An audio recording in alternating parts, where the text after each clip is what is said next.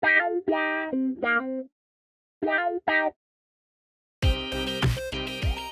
there, and welcome to How to Play. I'm Diggles. I'm Eric. Today we're going to be talking about a few things, but the major thing we're going to be talking about is a major player in Commander as a whole and creeps Hopefully its a former way, major player at some point.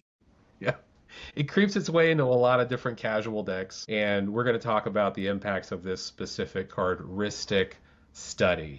I did not pay the one. This card is two colorless and one blue. If you don't be knowing, you know it's an enchantment, and it says whenever an opponent plays a spell, right, casts a spell, they may pay one, or Rhystic Study's controller draws a card. And drawing a card, you win the game. Magic the Gathering is just based on how many cards you have, how much card acceleration you can have, and if you can land a Rhystic Study and it sticks around, it can get exponentially good for you. And everybody kind of ends up hating you a little bit, right? Yeah, it's a card that inserts itself into any action that ends up getting taken in the game in quite a few ways, right? In terms of actual gameplay, whenever anything whenever someone casts a spell, so basically whenever anything interesting happens, you've got to step in and say, do you pay the one? Gotta be a me monster, make the game about you. And in terms of how the card actually plays out, whenever the person at your table who is the least paying attention starts their turn, they get to go back and ask, now who all cast spells while I wasn't paying attention? How many of you paid the one? How many of you didn't pay the one? How many of you are we rewinding to so that you can take your turn differently so that you weren't supposed to have paid the one? Or am I finally going to be punished for texting while everyone was taking their turns and not get to draw 7 cards for free? Right. And as a judge, right, if you do miss your beneficial trigger in a tournament setting, you don't get to go back. And that's usually like the very most common judge ruling on like missing a beneficial trigger. And this is a may, not a mandatory trigger. So you can miss it if it's you missing it. And I don't know. The recent games I've been watching with a competitive EDH is just like everybody has a draw engine out, multiple Rhystic Studies, a game that could be ending on turn three, turn two, maybe turn four, just extends because everybody's able to draw beneficial cards for themselves, feed other Rhystic Studies, and it just becomes like a gelatinous non-game at that point on like when does somebody have an opening or a silence or some other card that has to like help you win when you already have all the cards. It gets ridiculous. It absolutely does. And in addition to that gameplay pressure, what that means is it starts asserting itself in addition to the game friction that it's adding by saying you now have to ask about something anytime something happens. It also introduces a fun social friction, right? Where now there are 3 other players at the table every time you do something that have a different opinion about what you need to do next, or if you should have even done the thing you're doing, who has information about your hand, who doesn't have information about your hand, what does that mean about what they want you to do with this trigger? Do they want you to give this person cards? Do you now suddenly have to take game actions that are bad for you because we have to stop someone else? It just introduces a whole other level of conversation and friction on top of what would otherwise be a game of Magic. It creates its own subgame and insists upon itself in a way that I personally find really off-putting. Right. And I've personally been in those games too, in a tournament setting with over 100 people where there's somebody trying to win the game and then another is like, please play a spell so me, the Rhystic Study owner, can draw a card to try to stop this thing. I didn't I didn't get it. Please, other opponent, continue to play cards and spells that might not be beneficial to you so I can draw a card to try to stop this win. When in fact, more often than less often, that Rhystic Study player has really sealed something and is able to kind of, put that win away. It does create a social dynamic when you sit down with it, when you cast it. It feels like a personal victory to counter that spell when somebody invests in it, or the only reason they're keeping that hand is because they can get Rhystic Study on turn two. Like that is definitely it's a card that changes the game. Yeah, there's a whole portion of the format that's propped up by the fact that the deck might not be very good otherwise, but we can pretend and obfuscate that badness with Mystic Remora and a Rhystic Study in play, drawing a whole bunch of cards, which is a real substitution for actually being a playable deck. Right. And your opinion is right, Eric, is that you would prefer this card just not be in Commander. You would prefer this card to be banned? Yeah, I think so.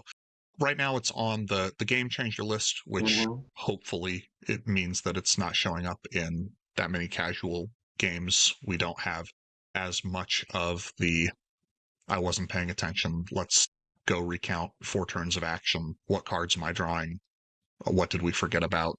Nonsense. But I think that that really isn't enough. I think that having to interact with this card at all is a huge mental drain, not just in the moment. It's just another thing that'll commonly show up that you have to take into account on in game states, creates the additional social and gameplay friction that just doesn't need to be there. On top of that, it's got a lot of the problems that we remember from Sensei's Divining Top, Mm. just going to time every time. I personally like it when we have winners and losers in competitive games, and anything working against that, I think, not a fan. But I think all of those arguments sort of miss the point because at the end of the day, we're playing a game, and the real thing about Rhystic Study is like what is actually fun about the card. Drawing a card is fun, and feeling like you put together the pieces of the puzzle to draw the card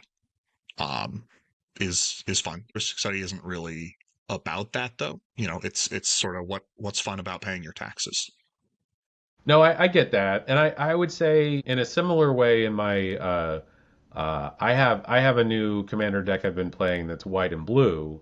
I don't play Rhystic Study. I'm intentionally now going from a CDH player only to try to play some of these brackets to have a different kind of fun, and I'm having fun, by the way. But it's like I'm intentionally building bracket two decks. I think you're doing sort of the same thing and like trying to depower right some of your decks so you can have a different kind of time. But that is like slowly. I still have the claws and a lot of cards in these different brackets, and I'm trying to scrape them into my decks. And it's kind of heartbreaking that I have an idea for a deck and I can't put it in there. But to my point, so I have a blue white deck, and I don't play Rhystic Study on purpose, but I do play Esper Sentinel. And almost every game that I play this, Azoria's deck, I'm searching for Esper Sentinel and I'm playing Esper Sentinel.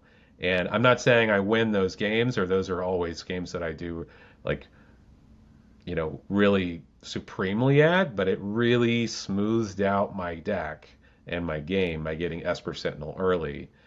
But Esper Sentinel's different than Rhystic Study, right?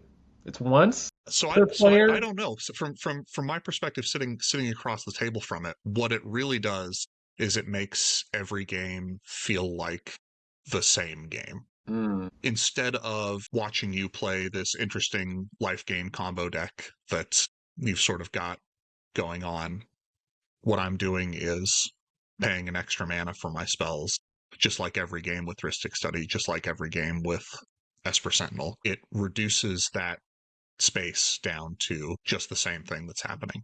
And Rhystic Study is the exemplar of these cards, but I think there are quite a few cards that have the same problem. Mostly they're on the game changer list, but all of these cards that insist upon themselves and make the game sort of the same thing. Smothering Tithe is another great example sure. where not only do you also have the let's ask about game actions every time they happen, but now you've got all of this mana, and it may feel, from the perspective of the person playing the Smothering Tithe, like you're doing something fun and unique and different with the mana. But at the end of the day, it doesn't really matter what you're doing to the table.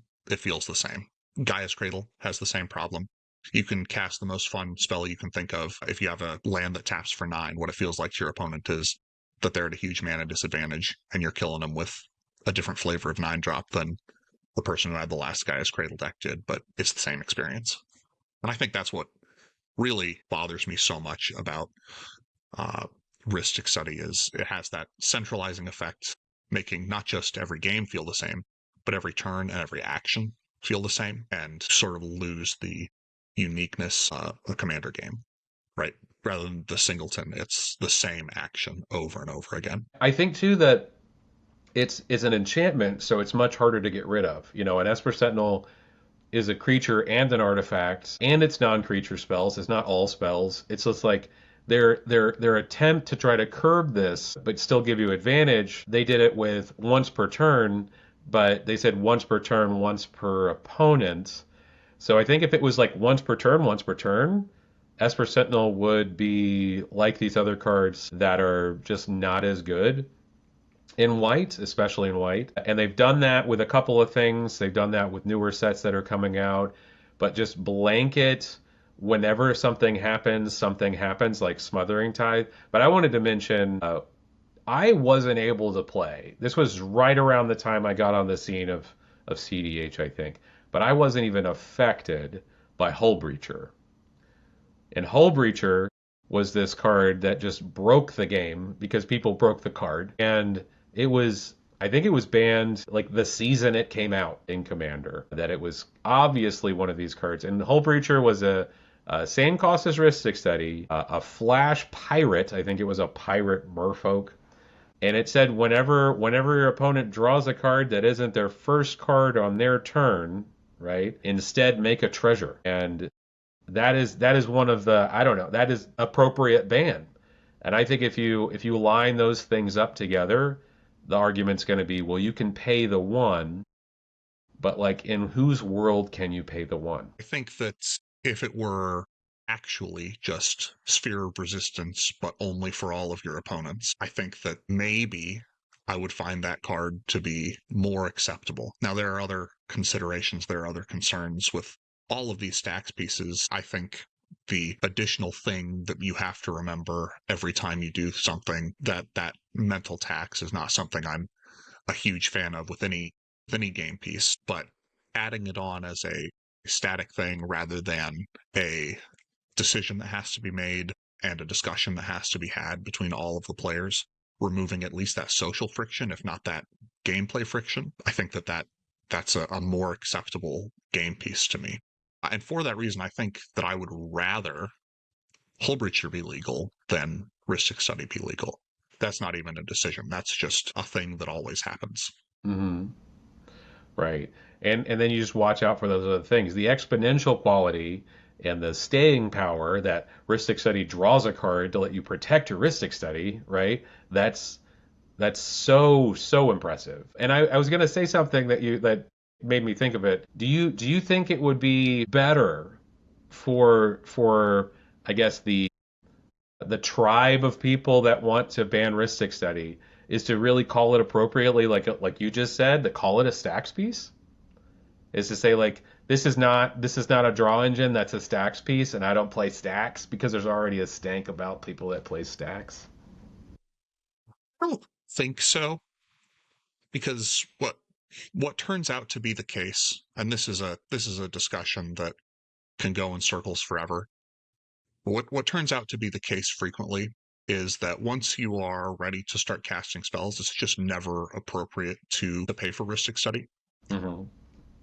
You just put yourself so far behind anyone else that decides not to pay or takes game actions differently than you, that it's always better to just hope that whatever cards they're drawing don't stop whatever you're doing. So it's not really a stacks piece so much as it's an extra layer on top of what's going on to maybe I'd be happier calling it a win condition, because in general, if you end up not paying and they do draw into it and they do stop you, usually you've drawn them enough cards that they're going to win the game. And in that way, it's just sort of a win condition. Maybe you can think of that as a stacks piece. I don't know that there's a definition of stacks piece that I'm happy with. Maybe Cool. that's a whole discussion in and of itself.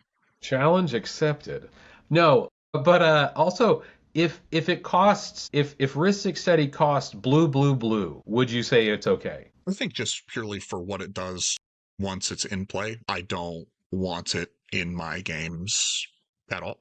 Because there is a commander that There's certainly a power level at which it's not good enough to see play, and that solves itself. But I don't know that. I think my problem is with the game situations it creates and how unfun they are and how slow they are. And I think having it legal at any cost, I just don't want those gameplay situations to come up in my games more than I'm concerned about it as a powerful game piece.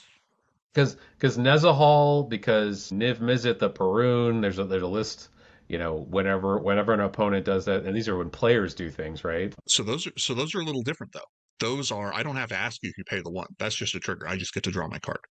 Oh, it's that whole interchange. There's a definitely social connection to We're like changing the you have to gameplay play. friction. We're changing the social friction. And I mean, you're right to call out. Both of those cards cost 6 and 7. Yeah. So it is more expensive to get them into play. But once they're in play, player 2 is not arguing with player 3 about things that have happened for player 4. Oh, that's right. Yeah, because yeah, when I'm the player that doesn't pay, I was actually interestingly, yeah, I did a tournament a while back when I was on Shorakai because there's this Jeweled Lotus card that was playable and really good.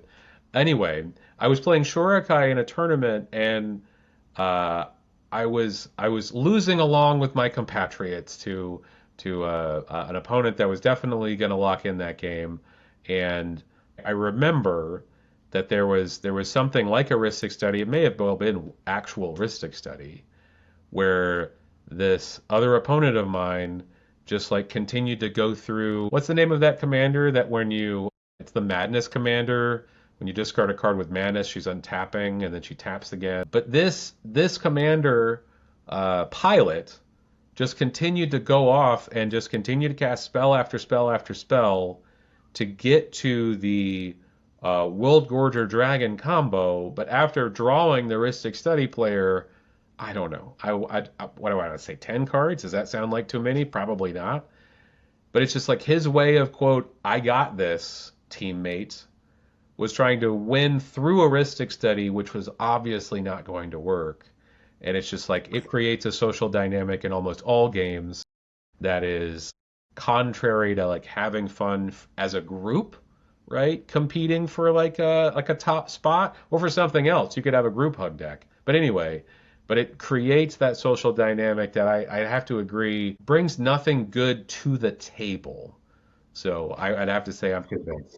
Okay, so next we have these things called archetypes that we're trying to do. So archetypes are these players that play Magic the Gathering. And we have these spectrums where everybody is one of these, right? Everybody is either more on this side or more on that side. And one of the first ones we're going to talk about is on one side of the spectrum, we have the player that is still playing the game from yesterday, and all the way on the other side of the spectrum is the player that I don't even remember what happened last turn. And this is really the perfect one to bring up with respect to Rhystic Study, Mm-hmm. because I think throughout this conversation I've fallen on all parts of the spectrum, or at least hit on players from all parts of the spectrum. I think I'm a little bit guilty of being the player still playing a game from yesterday, still Mm. salty about your Esper Sentinel from that wasn't even a game that was yesterday. That was a game that was at this point days ago. And I'm complaining that it felt the same as another game that was even more days before that. Yeah, and you literally said it's the same game, the same actions, the same turn. It's you've got something buried deep. Absolutely, absolutely. And I think what we're talking about here is not necessarily just that, but also taking gameplay actions to get retribution or punish a player for gameplay actions that happened during that game yesterday. Mm-hmm. So this is when David gets strip mine locked by my Cradle deck. He's going to know that it was because of something he did a couple days before we recorded this episode. Mm-hmm. But on the other side, we have the worst player to have in your Rhystic Study game. I don't even remember what happened last turn. Yeah. You have a Rhystic Study in play? Absolutely. And, you'd like to think that everyone in your games is always paying attention and knows what's happening. But this player is the reason that I really have such a problem with all of the extra game pieces that give you an additional mental burden whenever you're taking your turns, because I feel like this is a player really far on this side of the spectrum is one that you have in your games quite often, where a stacks piece will come down and then they'll play as if it doesn't exist and get 4 actions in, and then you'll have to unwind. And it's just the worst. Right. So I think that there are definite penalties to being on the far end of the spectrum in either way here. I think this is one where my ideal opponent is keeping in mind that, in the game I played against Diggles yesterday, he had this combo or this card that I thought was powerful. So I'm going to change my gameplay to account for that. But at the same time, I'm paying enough attention to what's going on in this game that I'm not going to expend unnecessary resources dealing with something that might happen from David based on a previous game when there might be something happening in the current game that I really need to deal with. I think my worst experience is when I go to like a new store, when I go to a new pod, players that don't know me, we're all playing new decks that we haven't seen each other play. We shuffle up and play. I might win that game. And then I'm still with the same pod. I'm not going to rotate. I'm going to play. These people are fun. I'm going to pull out a different deck. They're going to pull out a different deck potentially, right? But that opponent is going to target me with, whatever it is, whatever the first attack, the second attack, the third attack. Well, you won last game, or you destroyed this on my board last game, so you get this attack. And I'm sorry, we're playing a new game. There are new threats to assess. There are new commanders to look at.